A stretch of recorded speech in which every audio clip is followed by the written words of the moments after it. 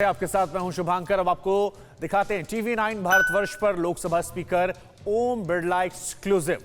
आपको बता दें, सेंट्रल विस्टा प्रोजेक्ट पर संसद में किसी ने विरोध नहीं किया। ये भारी बात ओम बिरला जी ने कही। सरकार ने लोकसभा राज्यसभा के लिए नए भवन का अनुरोध किया था। पार्लियामेंट के बाहर कोई क्या बोले इस पर हमारा नियंत्रण नहीं।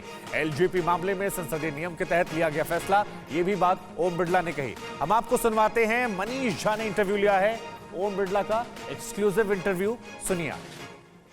हमारे साथ इस समय लोकसभा अध्यक्ष ओम बिरला जी मौजूद हैं, उनसे बात करते हैं। अध्यक्ष जी, अभी सबसे ताजा मामला आया है लोक जनशक्ति पार्टी को लेकर। आपने एक फैसला लिया, उसके बाद चिराग पासवान ने लेटर लिखकर आपसे पुनर्विचार की गुहार लगाई है। आखिर इस मामले में क्या नियम क्या है, संसदीय नियम क्या है, आप क्या करने जा रहे हैं? लोक जनशक्ति पार्टी के 5 माननीय सदस्य मुझसे आके मिले थे। उन्होंने अपनी संसदीय दल की एक बैठक की जिसमें उन्होंने रेजुलेशन लिया, प्रस्ताव लिया, उसकी प्रति भी मुझे दी, मेरे कराले को भी दी। हमने उसको एग्जामिन कराया, माननीय सदस्यों से चर्चा की। उसके आधार पर हमने हमारे रिकॉर्ड में जो प्रस्ताव वो लाए थे उनको संसदीय दल के नेता के रूप में हमने स्वीकृति दी। माननीय चिराग पासवान जी ने उसके 2 दिन बाद पत्र लिखा है, हम उसको भी एग्जामिन करा रहे हैं। हमारा सचिवालय उसको देख रहा है, जल्दी उनको उस पत्र का जवाब से अवगत करा दिया जाएगा। अध्यक्ष जी, एक मामला आया था बंगाल से जुड़ा हुआ नारदा स्कैम को लेकर कि 4 सांसदों के खिलाफ आपको मंजूरी देनी थी। हालांकि वो आपके कार्य अध्यक्ष बनने से पहले का ही CBI की की मांग है, तो उसमें क्या प्रगति हो रही है? आखिर इतनी देरी क्यों किसी भी मामले में मुकदमा चलाने को लेकर? उसमें लीगल की अलग अलग राय है। हमने उसको वापस लीगल राय के एग्जामिन के लिए भेजा है, क्योंकि जब कानून की अलग अलग राय आती है तो हम निर्णय नहीं कर पाते। इसलिए मुझे लगता है कि वापस कानूनी विशेषज्ञों से सलाह लेकर उसमें उचित निर्णय करेंगे। उम्मीद करें कि जल्द फैसला हो जाए और बिना किसी पक्षपात के उसमें फैसला हो जाएगा। संसद में फैसला बिना पक्षपात के होता है, निर्वाध होता है, जब भी सदन चलता है। नहीं, इसमें कोई दो राय नहीं। आपने लगातार 2 साल में दिखाया भी है ये चीज करके कि आपका कोई भेदभाव नहीं रहता है।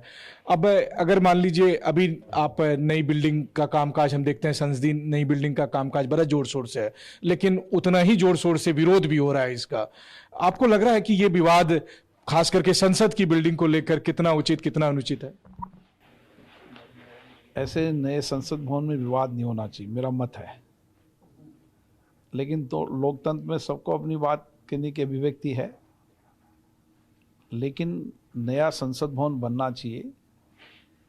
इसके लिए संसद के दोनों सदनों ने माननीय प्रधानमंत्री जी से आग्रह किया और सरकार ने उस पर निर्णय किया।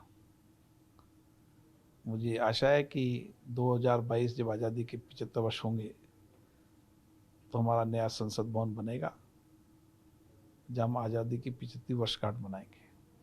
हमारी वर्तमान भवन भी हमारा आस्था का केंद्र है।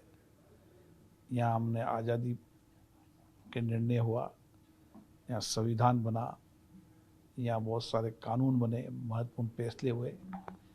इसलिए इस भवन का भी इतनी हमारी आस्था है, लेकिन इसमें भविष्य में विस्तार की कोई गुंजाइश नहीं है। इसलिए हमने नए भवन का आग्रह किया था। अध्यक्ष जी, आपका खुद ही राजनीतिक अनुभव इतना बड़ा है तो मैं क्या कहूं, लेकिन कोरोना की दूसरी लहर के दरमियान आपने देखा होगा कि कांग्रेस नेता राहुल गांधी ने कहा कि प्रधानमंत्री ऐसा भवन तैयार कर रहे हैं। बहुत सारी तुलना हुई थी, मैं उन तुलना को यहाँ पर जिक्र नहीं करना चाहूंगा। तो आपको कभी ऐसा लग रहा था, मन में ठेस पहुंच रही थी कि ऐसे ऐसे शब्द का इस्तेमाल तब हो रहे हैं जब आप लोगों ने ही रिक्वेस्ट किया था कि बिल्डिंग बनाई जाए? राजनीतिक क्षेत्र में कोई व्यक्ति कुछ अभिव्यक्ति करता है तो हमें ठेस नहीं पहुंचती। ये तो हमारे लोकतंत्र की विशेषता है, संवाद, चर्चा, वाद विवाद, सहमति असहमति। और लेकिन ये स्वस्थ हो, अच्छी चर्चा हो तो ठीक रहता है। नहीं, कई बार टिप्पणी ऐसी सब होती थी कि लोग मर रहे हैं और प्रधानमंत्री का महल तैयार हो रहा है। बहुत सारे ऐसे ऐसे आरोप थे। हमने आग्रह किया सरकार को, सरकार हमारे आग्रह पर भवन बना रही है।